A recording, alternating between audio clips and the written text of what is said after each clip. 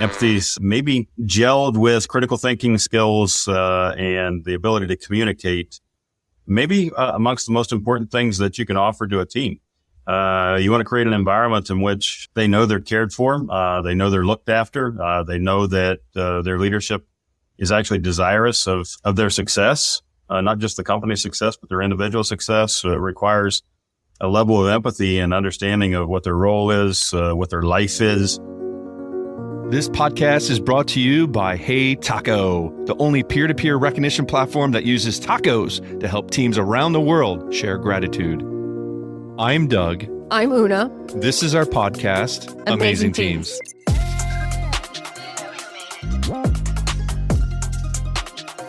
Steve Hedrick, welcome to the Amazing Teams podcast.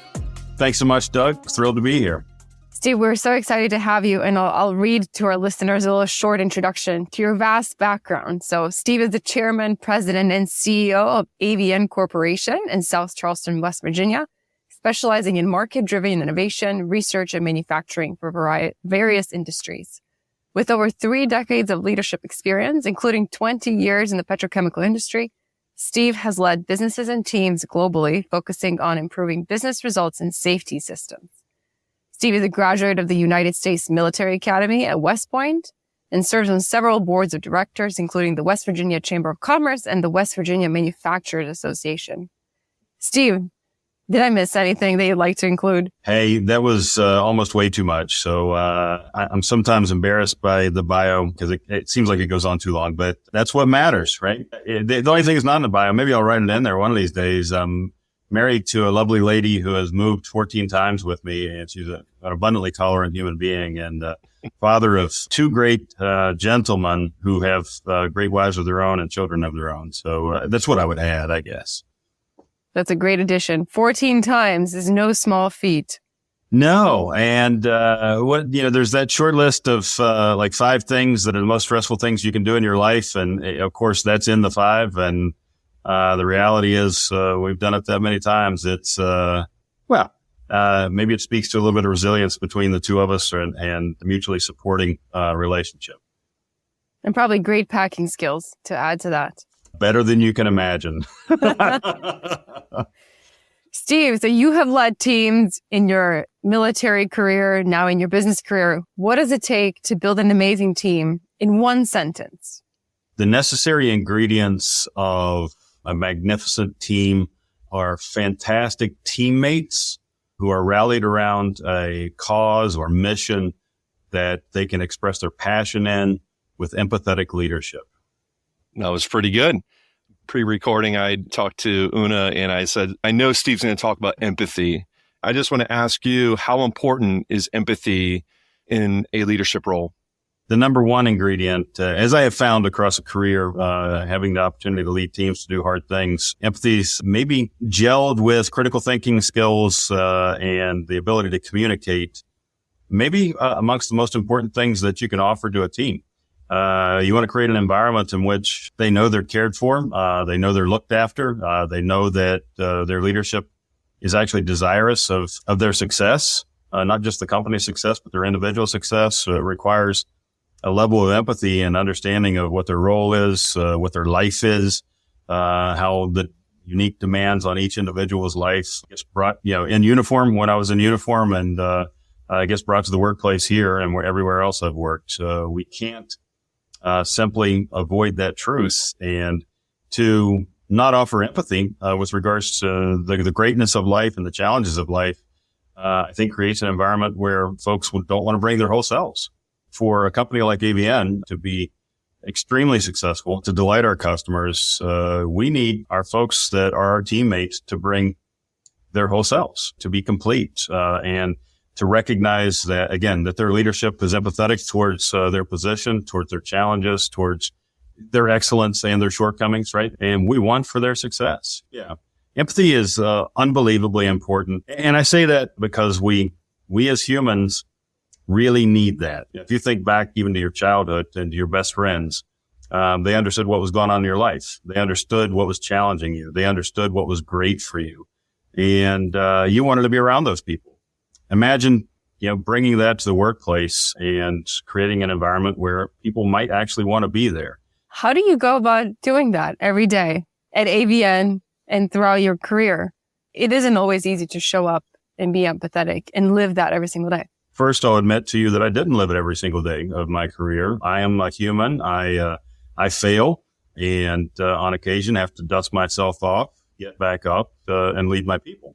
Because that's true, while I actually demand delivery of excellence out of myself every day, and I expect it out of the folks that I work with, reality is we're imperfect. On the days in which, hopefully not too many days in a row, in which maybe I failed to deliver the empathy that my people, they deserved, I like to think that I course corrected pretty quickly and looked at the guy in the mirror and gave him a couple of key sentences that aren't to be recorded and told him to get back in the saddle, get after it, because my people deserve that.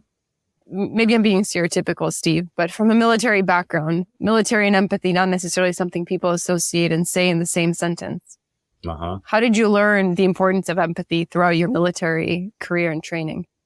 I'm going to tell you that people who have not been in the military don't understand that empathetic leadership occurs every day in the military. I will tell you that I'm really lucky, really fortunate. As they say, I'm a kid from Kelly's Creek from Cedar Grove, West Virginia, who got the opportunity to go to West Point. And the grounding in leadership that I was able to earn at West Point, in addition to the well-rounded education that I got there, I'm really fortunate that I had that opportunity early in my life as a young adult.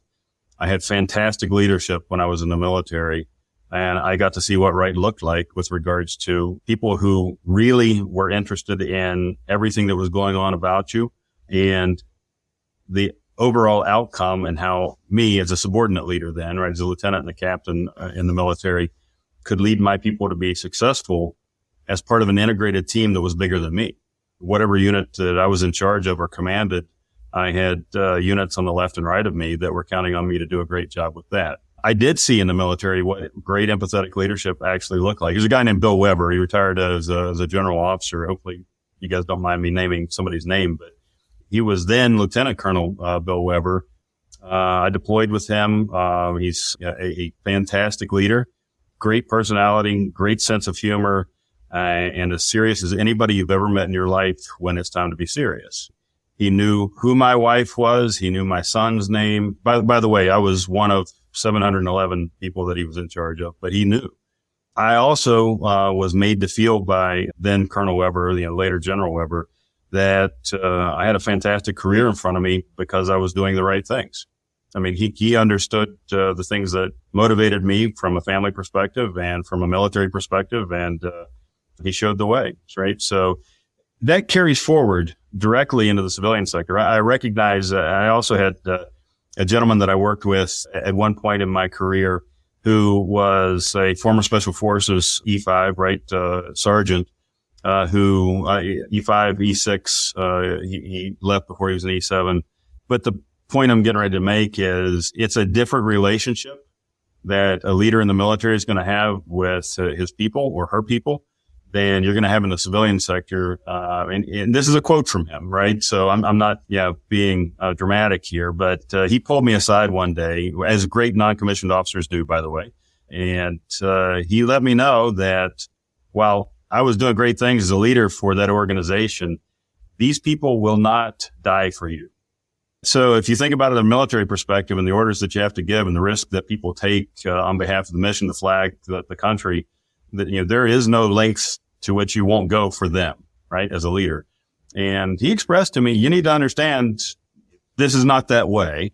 You're giving us leadership that almost feels like you're having that expectation, not that you desire for anybody to meet their demise, but you're giving us everything. You're all in and leading us. And I told him, I don't know how else to lead people except to give them everything that I think they deserve.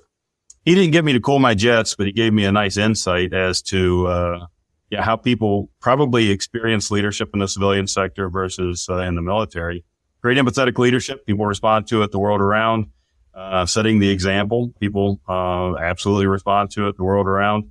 But the all-in mentality, I think, with regards to the military is just a little bit different than full go 100% in for the civilian sector. If that makes sense. A little. Switching gears here, let's talk about AVN Corp. I'm curious around how you got started and where you're at, team size, any kind of details you'd like to share around what you're doing there at AVN Love Corp. to. The company's got 21 years or so of legacy behind it. We started as the Mid-Atlantic Technology Research and Innovation Center, also known as Matrix, back in the day. Brilliant guy called Dr. George Keller, who worked his way through Union Carbide and found an end to his career with Dow. He saw a so-called brain drain that was getting ready to occur around the closure of a research and technology center that had been part of an acquisition of Dow of Union Carbide. And he didn't want to see his thousands of friends go away and go someplace else and work. And so Dr. Keller, 5'1" of him at the time, God rest his soul, he's passed away, but he decided that this thing called Matrix needed to get started. And so he did. And he rallied a community around the idea that some buildings, one of which I'm standing in, didn't need to be knocked down. And some people who were brilliant didn't need to leave the area of southern West Virginia. And he got things rolling and rallied people around something that was very important, and they could express their passion and to have good leadership. And so 9 years into the company's existence, I was fortunate to have the board of directors of the company to engage me and recruit me to potentially come grow the company. And so we set about to make that happen after a series of conversations, and I joined the company, and we worked very hard to grow it. Fast forward to opportunities around fantastic people running laboratories, running pilot plants, running advanced systems and software technologies piece to our company. We're recognized for the ability to grow our company further, to attract key talent from around the planet. We needed an opportunity to share in the company's successes in a way that we couldn't necessarily as a 501c3, which we were as Matrix. And to expand into chemical manufacturing, we needed a way for those who issue permits, the DEP and the EPA, federal EPA, to understand how a company can execute this thing called manufacturing. And that put us in a position where we had to figure out how to take a 501c3 and call it migrate it into a for-profit entity. There's a legal pathway to get it done. I won't bore you with the details, but we executed that with great assistance from our legal team and external law firm, and created AVN Corporation, which acquired the full assets of what was Matrix.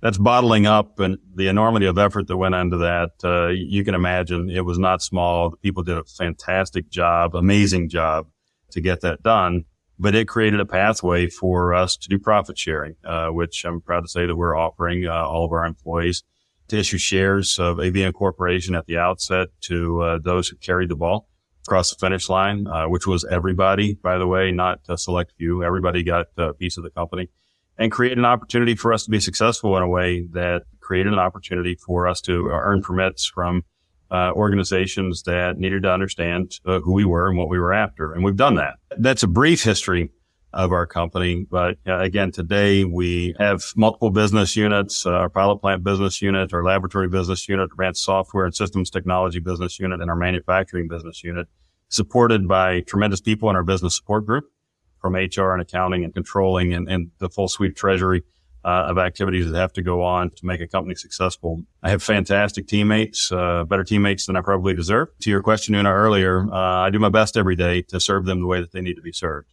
Steve, how many people are on your team currently at AVN? Yeah, so we're a round number, about 100 people, right? Scattered across 11 states in the United States, from Pacific Northwest across the deep South, across the Midwest, as a matter of fact, and into Appalachia. We've got people all over the place. Great company. I may be biased, but nonetheless, I'll still say great company anyhow. And it sounds like the team stayed together throughout this big change of changing the legal status, which also made changes in the brand and certain things internally. The team stayed together.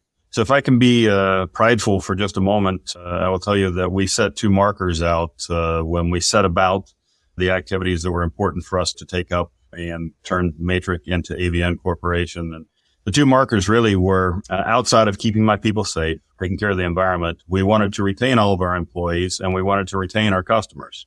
It may seem obvious, but when you go through a transformation like that, it's a communication challenge. It's a pretty demanding leadership environment. And what I can tell you is we retained 100% of our employees. and we retained 100% of our customer base. We had a plan to execute, an executable plan to get both of those things done. And I'm proud of my subordinate leaders because they delivered excellence all throughout, again, a very demanding window of time in their careers to get that done. And I'm proud of my people to lean in. They could have had a questioning attitude beyond which was reasonable. Instead of that, they brought their normal questioning attitude and critical thinking skills and asked good, hard questions and leaned in with us, right? And I'm proud of all of them for doing so. Steve, I'm curious, why do you think the board chose you? That's a great question. Nobody's asked me that before. Yeah, I'm from Southern West Virginia myself. I happen to be from, the sticks of Southern West Virginia, born and raised. I had been a vice president with another $65 billion business that I had been part of and probably had many of the attributes that they wanted in somebody with a skill set to come do this thing. But likely my passion for the people and my passion for this geography may have swayed them a little bit because I didn't hide it. I don't hide it. It's important to me. To drive growth of an American business now helps drive me on a day-by-day basis. At the time, driving growth of a company, you should recognize also some of the people that are my teammates, that are my employees today, I grew up with. It shouldn't be lost on your audience or on you guys that that's true. Literally since diapers, I've known some of these people. And to create an opportunity for them to be wildly successful, to have their families be engaged and be able to live here. By the way, it's a great place to live, right? Southern West Virginia is a fantastic place to live, work, and play, raise a family. Low crime, low cost of living, and really good people. I like to create an environment for people to be successful in that. And I want for more people to understand that truth. So maybe that's why they chose me, right? Because I love it here. And I want to grow this company here. I won't say more than anything else, but it's pretty doggone important to me. That's great. Our podcast is called Amazing Teams. We're building a team here. Any advice for others who are trying to build an amazing team? Anything you can share? Tips, ideas? Don't be afraid to fail. Recognize that you're going to. Entrepreneurial activities and growing teams, right, necessitates leadership that's willing to take calculated risk and lean in pretty hard. Recognize that it's going to hurt on occasion, and also be completely unafraid to gather people on your team that don't think exactly like you, but are willing to be mission oriented like you. Important people who are trying to build an amazing team had better recognize that they don't want everybody to think like them. Because if they do, then you're going to get groupthink and it's going to lead you astray. If it's a leader that we're speaking to, not just people who are, teammates, I'm thrilled to maybe state the obvious, but nonetheless, never aspire to be the smartest person in the room.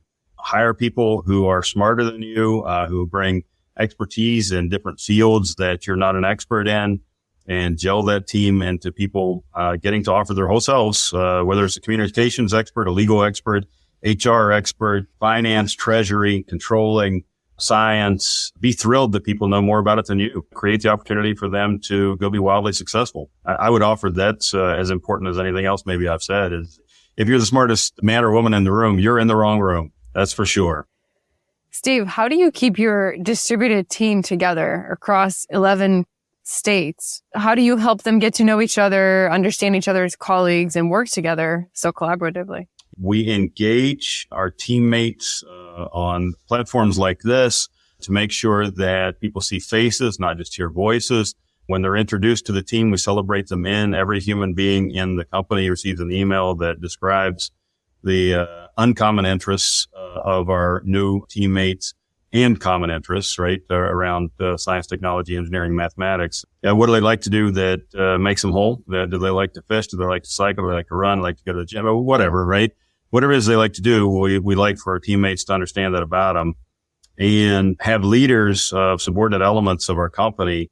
There was a day when we didn't have people on the West Coast, right? Mark Galeen is the leader of our AST team, and he lives in Charlotte. We were an East Coast centric team for a good while there. When we hired people on the West Coast and didn't demand that they move to the East Coast, we hired them because they were great talent and they lived where they wanted to live. Mark was flexible. He changed standing meetings that he'd had for years for the whole team together in one spot at his organization and moved them to the middle of the day. So, okay, it's not the very beginning of the day for the people on the East Coast, but if he kept it at exactly that time, he would be demanding people to get up at 3 a.m. in Oregon, unsat, right? That doesn't work. And so I applaud Mark, an empathetic leader, understanding that he had folks who had a different need. He asked for that flexibility out of his team. He showed that flexibility as a leader, and he got that done. Seems like a little thing, but I can show you the example of dozens of people who would say to their new teammate, "This is the time of the meeting, show up." And Mark didn't do that and doesn't do that. That's an example. So we want for our people to know each other, whether, again, you live in Dallas or you live in Morgantown, West Virginia.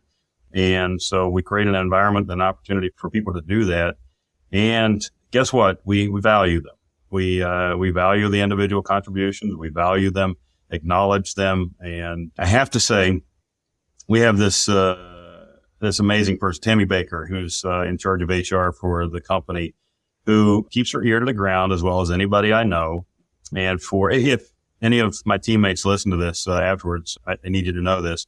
She doesn't betray trust of anybody, but she does listen. And when something is significant that's going on, she comes and tells me. She just doesn't tell me who it is. She helps me understand that there are currents and waves that are going on in the organization, things that we need to respond to. But she doesn't betray the trust of any individual in the company. And I consider that to be invaluable in being able to lead people. To have somebody like Tammy on the team who, is she trustworthy? Of course she is, right? I mean, she's great at her job. She knows her craft technically. She's a great person. So my teammates are willing to go talk with her about sensitive topics sometimes, hard topics other times. Or, imagine that sometimes they show up in Tammy's shop and talk about how great things are going, right? All that's good information or intel for a leader to have with regards to what's going on in the company. That's really interesting. So I'm curious, when she comes to you, is she looking for a response from you, or is she just more or less trying to keep you in the loop of things? It depends, right? It depends on the gravity of circumstance. And sometimes Tammy asks for guidance. Sometimes Tammy brings information and says, "I'm not asking for you to do anything with this, but I need you to know what's going on." And because it informs leadership, it informs what next steps should be, can be, ought to be. And so it doesn't have to be a grand gesture of something that's getting ready to occur. She doesn't ask for that. But when we're having cookouts for the company, and those cookouts got a key set of individuals who absolutely love this thing. They organize it themselves, and we ask them to deliver the cookout. We send to the people in other locations. We'll send Grubhub cards, right, whatever, and make sure that everybody gets to eat at the same time. Teams that eat together stay together, by the way. It's a thing. But sometimes when Tammy's informed me of something that's an undercurrent, I can walk around a parking lot or walk around a screen like this with people and ask some reasonable questions to draw out those important topics, right? And again, I credit her for being able to help not just me do it, but other leaders in the company do it as well. She's great at that. Teams that eat together, stay together. I love that. It's true. Think about it. If you break bread together, then you've got a wholly different relationship than people who don't. I also say the teams that sweat together probably stay together too, but that's a whole different problem, right? I like to work out, and I love it when teammates occasionally show up and work out at the same time. And again, you get to see people under a different kind of duress, a different kind of stress, and I mean in a good way, right? Workouts are a good kind of stress. So when at the same time you get to share endorphins at the end of a workout, it's pretty good, right? There's a happy moment there that, again, bonds people. I also like to eat, so. Oh, Steve, earlier you said you have the opportunity to lead teams to do hard things. Yeah. What is the hardest thing you have led a team through, whether your current team or previous teams? There was a time, earlier in my career when the company that I worked for asked me to go lead a team out of an unbelievably difficult circumstance where they'd had a couple of fatalities at a manufacturing site, and the culture of the organization had started to splinter a bit. And the company asked me to go solve a hard problem, right? To show up and go do this thing and help people to understand that there is a true north that's pretty good, and there is a vision that's pretty good that we can all aspire to, and mountains we can climb together, right? That said, that's a hard environment where You're the newbie, as might be called, and your desire is to get people to change direction pretty hard, pretty fast, and still value them, right? It's difficult. We did some really amazingly hard things to deviate course for that organization. In the end, the company decided to shut that organization down completely. I'm proud of the teammates who were there. I'm proud that they turned a corner with regards to taking care of each other, taking care of their own safety, taking care of the environment, taking care of the manufacturing site, the customers, and being able to see, there's a future out there that is bigger than them. And it was hard. I am not proud to offer that I've terminated a lot of folks in my journey who deserved to leave an organization because they were doing things that were not part of the value set for that organization. I'm not proud of the fact that I had to lay a lot of people off for the company at that manufacturing site. I hated that. There's a few things professionally that I've hated more because as a leader, when you're owning your position, I feel like it's my responsibility to put bricks down for my people to walk on. Get out there and get after that so that they can do their thing. Create an environment in which they can do their thing or paths upon which they can walk to do their thing. And in that environment, I simply couldn't lay enough bricks down fast enough. As I said earlier, that feeling of failure as a leader, I felt that then. That was very hard. I would offer that it touched a couple of thousand people, right? But anybody who was in that organization, while I feel like I may have failed them because I couldn't get enough bricks down in front of them to keep that thing rolling, to a person that I think that they would acknowledge how much I cared about them. And that was unavoidable as part of that hard thing. So demanding environment for leadership, demanding environment for my subordinate leaders to be wildly successful. And in the end, the company made a financial decision that needed to be taken up, I guess. I didn't like it, but I carried the mission out on behalf of the company. And I'm still in touch with a bunch of those people, by the way. I still am. And they're great people. They've gone on, some of them have gone on to do some fantastic things in their careers. And I'm proud of them, right? Proud of the things that they achieved after they came through that. Thank you for sharing that story. That sounds like a very, very difficult situation to be in. It was tough. Absolutely tough. I can name a bunch of names of people that I worked with then who were resilient, powerful examples of what right looks like, whether they're subordinate leader, individual contributor, whatever. I'm proud to have worked with those folks. I'm not proud that all those jobs were lost, but at the end of the day, not my decision, right? Steve, I'm curious what inspires you and keeps you motivated. What inspires me? Motivation. I'm going to say something to you that hopefully makes sense. Discipline trumps motivation every day. And so I would love to have an honest answer that I've been empathetic every day as a leader, but I have not been. I would love to say that I set an example of motivation every day, but across 30 years, that just can't be true, right? So I'm not going to lie to you. I'm not going to lie to myself ever. So I like to believe for sure that I'm a pretty disciplined individual, and that creates the opportunity for my motivation to not necessarily have to have a throttle, so that I'm pretty highly motivated. And again, I wear that on my sleeve. I enjoy it. I'm inspired, to your question, by my people. I'm inspired by some of the things that our customers are trying to get done to change the world from a chemical industry basis and a circular economy, and some of the things that we get to work with. I'm inspired by that. I don't really try and throttle my motivation. I just go in all out. And I kind of like to live that way. And when my motivation wanes, because that's the reality of these things, I like to think I have the discipline to carry me through those days. Yeah. Got it. That makes sense. This podcast is brought to you and our listeners by Hey Taco. And Hey Taco is a peer-to-peer recognition tool. With Hey Taco, you have 5 tacos you can give each day to recognize someone for something they've done or to just simply show your appreciation. Steve, who are you giving your 5 tacos to today and why? First taco I'd have to give is to my wife. She's powered through 14 moves, and she's powered through the military, and she's powered through deployments and all the things that one time or another I thought was really important. And sometimes it really was. And sometimes I learned later that maybe it wasn't quite as important, but she's tolerated all of it. So I give her a taco. George Keller, the gentleman I mentioned to you earlier, gives him a taco. Brief bit on George. I just love the guy. God rest his soul. I love him. For anybody who has appreciated a higher quality of life who required a portable oxygen concentrator to wear over their shoulders so that they could walk around with their grandkids and have enough oxygen in their blood because their system wasn't working well enough. He led a team to develop that. He changed the world, literally changed the world, this guy did.